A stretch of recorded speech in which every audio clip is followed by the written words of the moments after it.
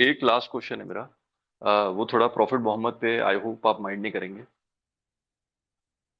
Sir. हाँ जी। Actually मुझे ये पता करना था कि मैंने जो सुना है कि प्रॉफिट मोहम्मद जो थे, वो जो हजरत अब्दुल्ला थे, वो शायद तिजारत पे गए थे और उनके 2 साल के बाद वो पैदा हुए थे। तो ये शायद तारीखी किताबों में आता है, और इसकी कोई हदीस है कि नहीं ये मुझे नहीं पता है। तो अगर आपको पता है तो सर मुझे बता दीजिए। यार इसकी सहायता में कोई नवीद नहीं है, ठीक है। इसकी तारीख की मुस्तनद किताबों में भी कोई नवीद नहीं है। ये क्रिश्चियंस ने कुछ टर्शरी किताबों से उठा के कुछ बातों को मिक्सअप करके एक कॉकटेल बनाया है और उसे वो यूज करते हैं। मैं मुझे हजरत मोहम्मद के पैदा होने के बाद उनने जिंदगी में क्या किया उस पर 100 एतराज हैं, और मैं समझता हूं कि वो लेजिटमेट है। मगर एक बच्चा कैसे पैदा होता है ये उस पर एतराज नहीं किया जा सकता। ये सिर्फ एक मजहबी गंद जिस जहन में घुसा हो वही ये जवाब दे सकता है कि अगर एक इंसान हराम की औलाद है तो वो डेफिनेटली बुरा ही होगा, और अगर एक इंसान हलाल की औलाद है तो वो डेफिनेटली अच्छा ही होगा। ये जिंदगी में पैदा होने के बाद इंसान कुछ बुरा या कुछ अच्छा करता है, और मैं इस इतराज को हमेशा से घटिया इतराज कहता हूं। हजरत मोहम्मद पे जी। हम ये एतराज नहीं कर सकते और ना हमें करना चाहिए, ठीक है। अगर हम ये समझते हैं, देखें हम एथियस्ट होते कैसे ये इतराज कर सकते हैं कि हजरत मोहम्मद जो थे वो he was a legitimate child और नॉट। वैसे तो मैं समझता हूं कि इस बारे में एविडेंस सब्सटेंशियल नहीं है, ठीक है। दूसरी बात यह कि हम कैसे कर सकते हैं। क्या मैं किसी बच्चे को दुनिया के इलिजिटिमेट समझता हूं? मैं दुनिया के किसी बच्चे को इलिजिटिमेट नहीं समझता।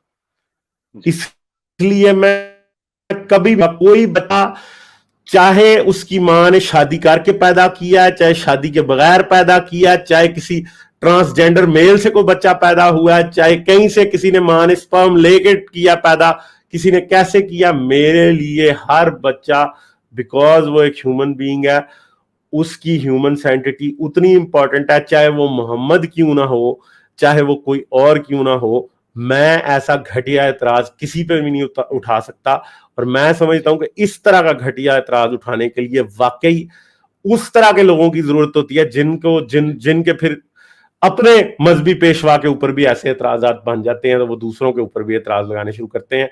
मैं आपको ये सर। बता देता हूं कि एतराज कहां से शुरू हुआ है। दो बंदे हैं जिन्होंने शुरू किया हुआ है, एक बंदा अली सीना और दूसरा बंदा डेविड वुड। वहां से शुरू हुआ है। तीसरा बंदा क्रिश्चियन प्रिंस।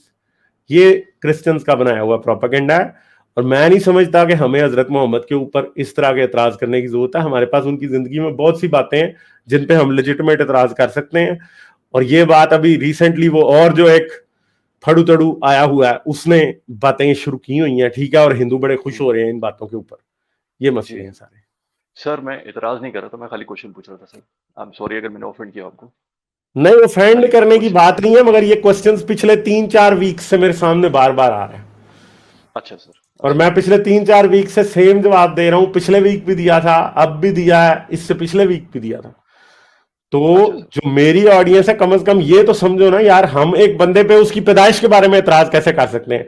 क्या मैं ईदी सेंटर में आने वाले सारे बच्चे जिनको किसी ने कबूल नहीं किया उनको मैं हराम की औलाद क्या के उनको इंसानियत के मर्तबे से गिरा दूंगा? ऐसे नहीं हो सकता, जी। ठीक जी। है।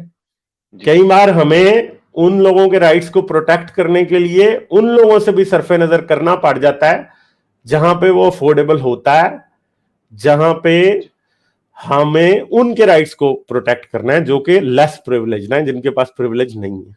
तो इसलिए हमें यहां पे, क्योंकि हम ये नहीं चाहते कि कोई किसी बच्चे को हरामी होने की गाली दे, तो इसलिए हम हजरत मोहम्मद को भी ऐसी गाली कभी नहीं देंगे, ताकि लोगों को किसी किसी भी आम बच्चे को भी ये गाली देने से शर्म आए। बस इतनी सी बात है। आपको पता है, कई बार साइनफील्ड की आप एपिसोड मेरी नजर से कई बार गुजर जाते हैं, फिर एक वो पैटर्निटी कोर्ट वाला, मतलब जी। उसमें एक बड़ी डिफिकल्ट और बड़ी मुश्किल सिचुएशन होती है। कई बार बंदे के जज्बात उस पर काबू पा लेते हैं। कैसे? हम्म।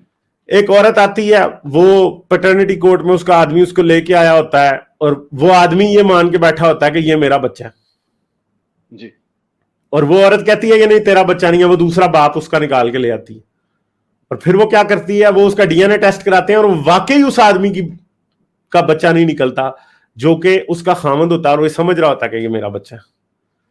मगर एंड पे क्या होता है, जब डीएनए टेस्ट निकलता है और वो दूसरे आदमी की बच्ची या बच्चा निकलता है, तो वो आदमी तब भी रो रहा होता है, और वो तब भी ये कह रहा होता है कि ये मेरी बेटी है, मैं इसको फिर भी बेटी मानूंगा, मैं इसको फिर भी बेटा मानूंगा।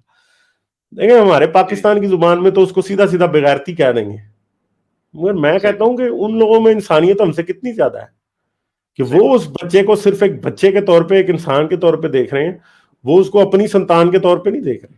और अगर देख भी रहे हैं अपनी संतान के तौर पे, तो आप सोचें, मैं समझता हूं कि मेरे से ये बात शायद इमेजिन ना हो पाए, मगर वो लोग कर रहे हैं।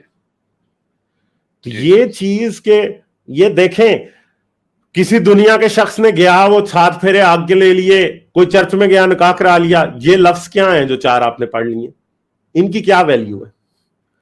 क्या इन उन 4 लफ्जों की, किसी जाहिल खुदा के नाम पे लिए गए 4 लफ्जों की वैल्यू जो है किसी बच्चे की जिंदगी को डिसाइड कर सकती है? कभी भी नहीं करनी चाहिए। ये हमारी सोसाइटी की जहालत है कि उसने उस बच्चे को एक लेजिटिमेट वैल्यू देने की शर्त ये रखी है कि तेरी मां ने जाके 2 बोल पढ़ाए थे, तेरे बाप ने कि नहीं। अगर नहीं भी पढ़वाए थे तो क्या हो गया? क्या वो बच्चा इंसान नहीं रहेगा? क्या उस बच्चे को मोहब्बत नहीं मिलनी चाहिए? ठीक है, क्या उस बच्चे को रिस्पेक्ट नहीं मिलनी चाहिए? बच्चे का कसूर क्या है?